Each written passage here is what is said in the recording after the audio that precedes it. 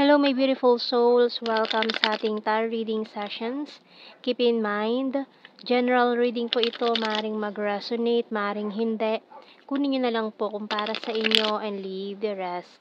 Maaaring mag-shift na energies or pagkabaliktad ang sitwasyon. Kaya kayo na pong bahala kung saan kayo nakalugar sa reading natin. So, let's see.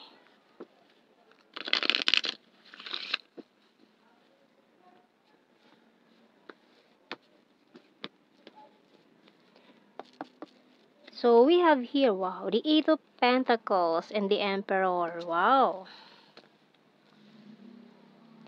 And we also have here the Three of Pentacles and the Lovers. Six of Pentacles and the Three of Swords. The Two of Wands and the King of Swords. So, yung bottom card, Page of Cups. So, mukhang may offer sa'yo na maaaring job opportunity or a project or about sa career mo. Offer na parang pinag-iisipan mong kunin.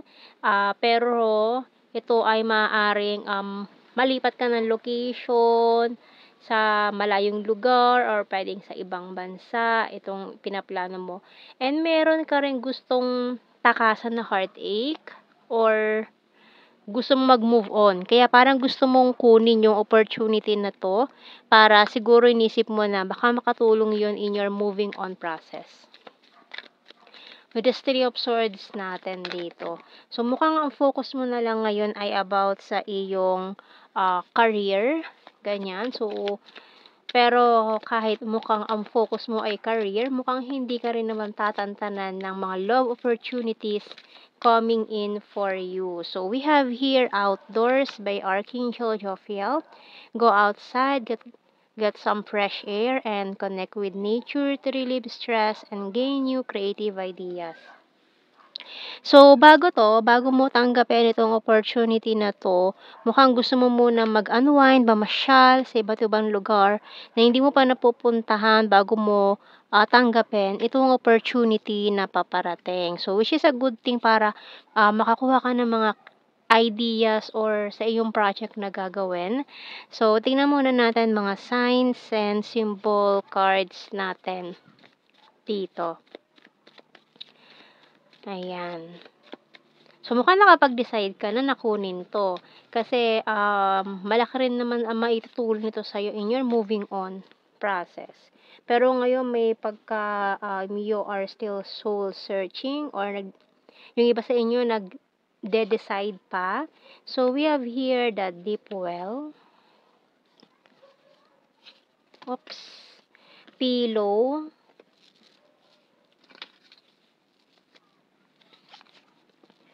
Key, coffin, doll, and bell. So, itong notification na to talagang hindi mo siya pwedeng ignorin.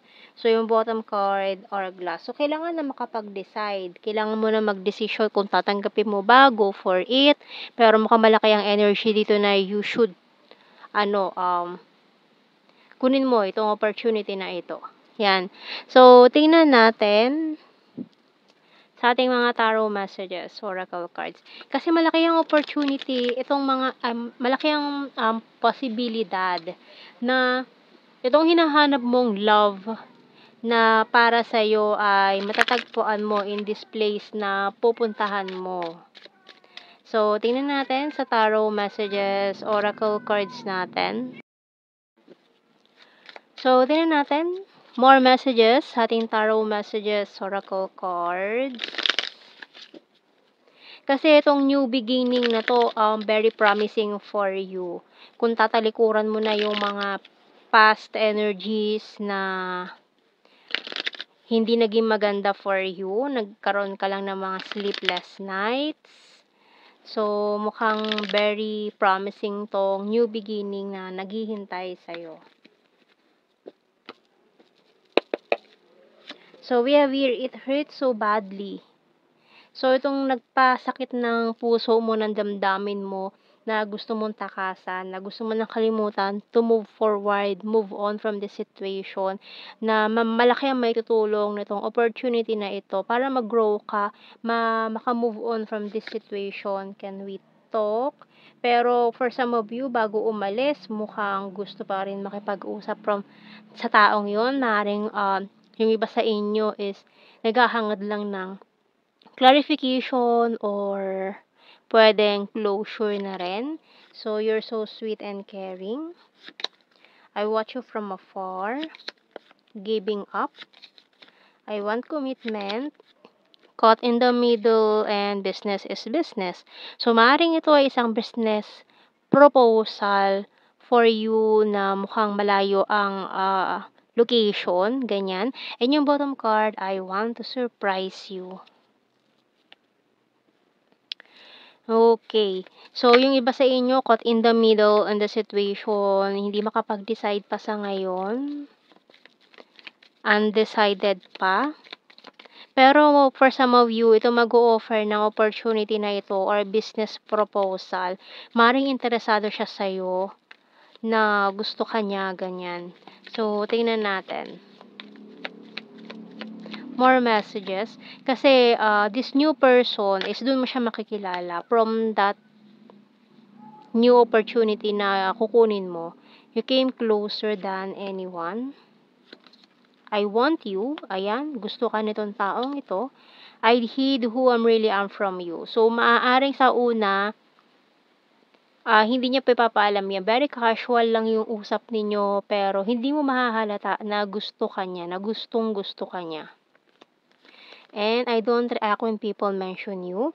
So, kahit pa may mga na sa kanya, parang inaasar na kayo nitong taong ito, nabagay kayo, may chemistry kayo, malakas ang chemistry nyo nitong taong to, deadma siya. I will wait for a sign from you. I couldn't let you get close to me. Parang in and out tong taong to eh. Hot and cold. I left you before you could leave me. And I'm grateful for the spiritual lesson. I left when I saw you with someone. And itong taong to, maaaring siya na rin yung may hawak ng susi sa iyong happiness, sa iyong success.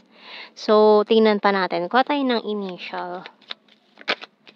Letter C. K. Z, L.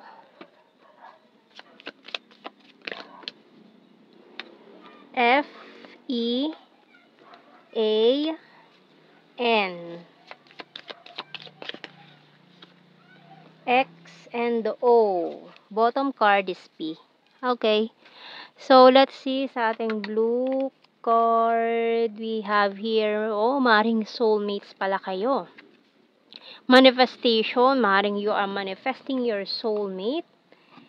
And, wow, confessions. So, sa una, matigas tong taong to or very cold. Ganyan yung ipapakita niya sa iyo na emotion or characteristics or first impression or kung ano man. Basta sa una, very cold and distant. No, alam mo yung parang walang emotion, nonchalant, parang bato, ganyan na hindi mo makikitaan ng kahit anong emotions. Pero talagang gustong-gusto ka nitong taong to. Ayan. Okay? So, hindi mo mahahalata na yun pala or gusto ka pala niya. Kasi the way na magaling siya magtago ng emotions. Ayan. So, tingnan natin general signs and the messages natin. Maaaring maging boss mo siya. Yan. Maging boss mo itong taong ito. Na maaaring unang first impression pa lang attracted na siya sa'yo. Pero hindi niya agad ipapakita or ipapahalata. So, we have here runner and sweet. High expectations. So, itong taon to, mataas ang expectations niya. Pero, ikaw ang naka-reach ng mga expectations na yun. So, we have here Visayas. Maring galing ka from Visayas. Or malipat ka sa Bisaya. Ganyan, sa Visayas. We have late green-minded. Present lover. Number 3, November, beach. Ayan, so mukhang bago ka magpunta doon. Mamasyal ka sa beach, ganyan. We have here, ayan may other country. And Pisces.